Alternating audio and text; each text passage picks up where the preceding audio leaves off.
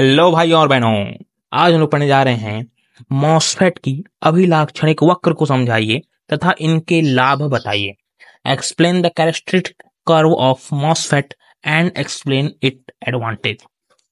और ये भी बताइएगा कि आपको मेरा स्टाइल पसंद आ रहा है कि नहीं, कमेंट में जरूर बताइएगा। चलिए शुरू करते हैं हमारा मॉसफेट की अभिलाक्षणिक वक्र को समझते हैं। तो यहाँ पर हम आते हैं सिंपली फॉर्मेट में। सबसे पहले मॉसफेट की अभिलाक्षणिकता।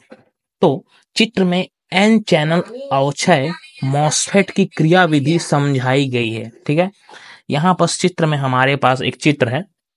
ये चित्र है। यहाँ पर एन चैनल अवक्षय मॉसफेट है हमारे पास। इसमें जैसे जैसे आपको इस चित्र को बहुत ही आसानी समझ में आ जाने वाला है। तो चलिए शुरू करते हैं कि अवक्षय मॉसफेट की क्रियाविधि समझाई गई है। इसमें प्रयुक्त परिपथ को अभिलाक्षणिक वक्र खींचने के लिए प्रयोग किया जा सकता है। तो यहाँ पर क्या होता है कि अभिलाक्षणिकता क्या होती है कि कुछ विशेषता या लक्षणों के हिसाब से उसका जो ग्राफ बनाते हैं उसे हम अभिलाक्षणिक वक्र खींचते हैं। तो खींचने के लिए प्रयोग किया जा सकता है। प्रयोग में गेट स्रोत को हम कहेंगे, जो गेट स्रोत होता है। अब गेट स्रोत क्या होता है, जिसे आप चित्र में देख रहे होंगे कि एक तरफ हमारा गेट स्रोत है और एक तरफ होता है हमारा ड्रेन।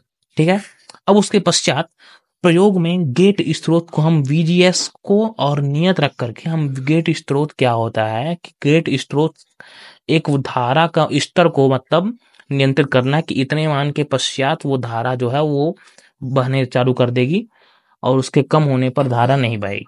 तो यहाँ पर सही स्तर ट्रांजिस्टर के ओनली अवस्था को मतलब जो भी उसमें अवस्था होती है उसको निर्धारित करता है। तो आप समझ गए होंगे गेट स्रोत वोल्टेज, ये हमारा गेट और स्रोत टर्मिनल के बीच में होता है जिसे हम VGS से प्रदर्शित करते हैं। और फिर आता है हमारा इसको नियत रख करके हम इसको मान को गेट स्रोत वोल्टेज को नियत रखते हैं और फिर ड्रेन स्रोत वोल्टेज को धीरे धीरे बढ़ाते हैं। अब हम यहाँ पर इसे आप चित्र के माध्यम से जो हमारे ग्राफी निरूपण है उसके माध्यम से आप देखते हैं। यहाँ पर हमारे पास है VGS मतलब गेट स्रोत वोल्टेज जो हमने पहले नियत रखा था। फिर उसके बाद जो हमारा VDS है, जो हमारा ड्रेन स्रोत वोल्टेज है, उसको हम धीरे धीरे इंक्रीज कर रहे हैं इस तरीके से। ये हमारा ड्रेन स्रोत वोल्टेज है जो इंक्रीज हो रहा है और ये हमारा जो है गेट स्रोत वोल्टेज है। ठीक है, इसको आप ग्राफ के माध्यम से अब ग्राफ को समझ लीजिएगा। बस को भाई आप बताना है कि हमको केवल गेट स्रोत वोल्टेज को हम नियत रखते हैं और ड्रेन स्रोत वोल्टेज को धीरे धीरे बढ़ाते हैं। तो इसके संगत ड्रेन धारा जो है ID का मान नोट करते हैं। अब यहाँ पर जो हमारे पास ड्रेन धारा ID है ये इस तरीके से बढ़ रही है, तो ड्रेन धारा ID के मान को हम नोट करते हैं और इसके बाद VDS और ID के बीच में हम ग्राफ खींचते हैं। इस प्रयोग को विभिन्न VGS के मानों के साथ दोहराते हैं। यहाँ पास एक बार हम एक मान में नियत करके किए, तो जैसे जैसे इसका मान बढ़ रहा था उसके ID के मान को हमने नोट किया और ये हमारा है VDS जो हमारा है ड्रेन वोल्टेज, ड्रेन स्रोत वोल्टेज, और ये हमारा है जो हम अलग अलग मान इस नियत मान करके कर रहे थे और ये हमारा जो है ड्रेन जो है वो अलग अलग मान में देख रहे। ठीक है, तो इसे ही हम कहेंगे वक्र निर्गत जो हमारा प्राप्त होता है ग्राफ वक्र अभिलाक्षणिक वक्र कहलाता है, निर्गत अभिलाक्षणिक वक्र। ठीक है, अब ये चित्र A में प्रदर्शित है। हमारे पास जो फर्स्ट चित्र है ये हमारा हो जाएगा फर्स्ट A। यहाँ पर हम देखते हैं कि स्पष्ट है कि जब VGS जो हमारा VGS का मान है वो 0 हो जाता है तो ड्रेन धारा ID शून्य नहीं होती है। देख रहे हैं ड्रेन धारा जो हमारी ID है वो ऊपर की ओर इस तरीके से बढ़ रही है और हमारा जो है ड्रेन धारा यहाँ पर हमारा जो ड्रेन धारा ID है, जिससे हम ID को हम ड्रेन धारा बोलते हैं और ड्रेन स्रोत वोल्टेज बोलते हैं VDS को। ठीक है, अब यहाँ पर प्रत्येक VGS के लिए VDS का मान बढ़ाने पर प्रारंभ में ID का मान बढ़ता है। यहाँ पर देख सकते हैं कि प्रत्येक VGS अर्थात गेट स्रोत वोल्टेज के लिए VDS का मान बढ़ाएंगे। जैसे ही हम ड्रेन स्रोत वोल्टेज का मान बढ़ाते हैं तो प्रारंभ में ID का मान बढ़ता है और बाद में ID का मान लगभग नियत हो जाता है। ठीक है, जैसे जैसे हम ड्रेन स्रोत वोल्टेज को बढ़ाएंगे तो फिर बाद में जो है ID का मान नियत हो जाएगा कुछ इस तरीके से। यहाँ पर ये इस तरह नियत हो जाता है फिर ये। ठीक है, ID का मान जो ड्रेन धारा का मान। अब इसमें किसी भी VDS के लिए ID का मान अधिकतम होता है जब VGS का मान अधिकतम धनात्मक होता है। जब ऋणात्मक होता है, यहाँ पर आप देख रहे हैं, जब ऋणात्मक होगा तो ये नीचे की ओर, जब धनात्मक होगा तो ये ऊपर की ओर जा रहा है। आपको सीधे सीधे दिख ही रहा होगा। ग्राफ को ही आपको केवल और केवल स्पष्टीकरण कर देना है इसमें। अब हम बात करते हैं जो हमारा सेकंड चित्र आ जाता है कि चित्र में अभिवर्धी।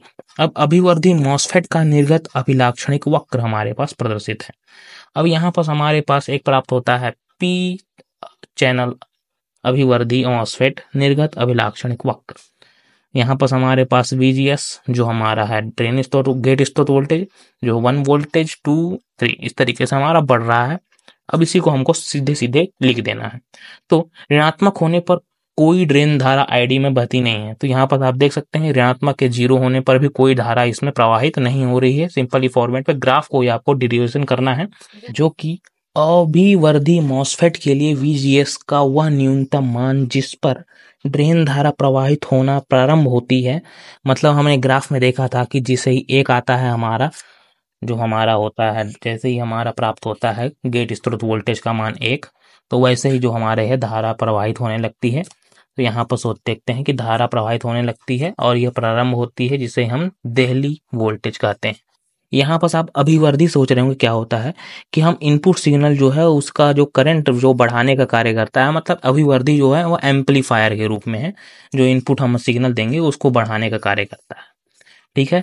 अब किसी भी VGS पर ड्रेन धारा ID का मान इस प्रकार प्राप्त किया जाता है। जैसे हमारे पास कोई भी हमारे पास ड्रेन धारा होगी उसे हम कैसे ज्ञात करेंगे, तो हमारे पास एक K नियतांक हो जाता है, VGS हमारा हो जाता है गेट स्रोत वोल्टेज और VGS थ्रेश होल्ड हो जाता है। मतलब थ्रेश होल्ड वो मान होता है कि इससे मान कम होने पर, इससे मान अगर कम हो जाएगा तो यह प्रवाहित धारा प्रवाहित नहीं होगी और इससे मान बढ़ाने पर या इसके मान नियत मान पर धारा प्रवाहित होती है।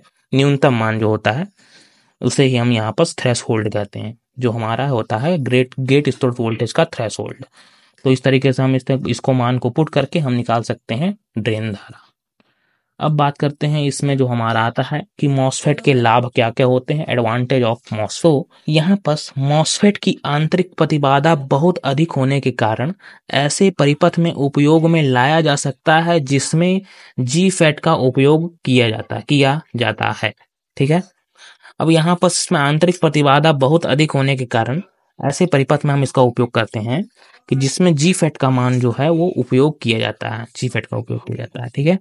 अब मॉसफेट को GFET की तुलना में आसानी से बनाया जा सकता है। हम मॉसफेट को GFET की तुलना में बहुत आसानी से बना सकते हैं, इसलिए हम GFET की जगह में इसका उपयोग कर सकते हैं। और मॉसफेट का प्रयोग अधिक किया जाता है, मॉसफेट का प्रयोग हम अधिक मात्रा में करते हैं। और यहाँ पर यह GFET की तुलना में सस्ती होती है तथा छोटे स्थान पर भी बनाया जा सकता है। और अभिवर्धी मॉसफेट का उपयोग मुख्यतः डिजिटल परिपथ में किया जाता है। अभिवर्धी मतलब जो हमारा वही करंट को बढ़ाने का कार्य, एम्पलीफायर, वही अभिवर्धी मॉसफेट का उपयोग मुख्यतः डिजिटल परिपथ में हम इसका उपयोग करते हैं। तो ये हुआ मॉसफेट की पूरी व्याख्या, अभिलाक्षणिक वक्र को समझे हमने और इसके लाभ देखे।